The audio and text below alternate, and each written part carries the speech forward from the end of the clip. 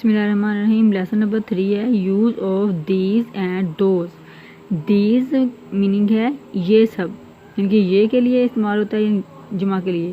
قریب کی ایک سے زائد چیزوں کی طرف اشارہ کرنے کے لیے دیز استعمال ہوتا ہے، یعنی کہ جو جمع میں چیز ہوتی ہے زیادہ چیز کے لیے. یہ آم ہے، دیز آر مینگوز. یہ ٹوپیاں ہیں، دیز آر کیپس.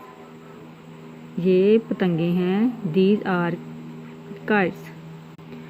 دوز کا مطلب ہے وہ دور کی ایک سے زائد چیزوں کی طرف اشارہ کرنے کے لیے دوز استعمال کرتے ہیں. مثلا وہ سب ستارے ہیں، دوز آر سٹارز.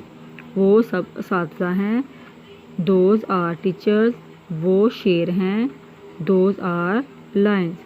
یعنی کہ دور کی چیز کے لیے استعمال ہوگا.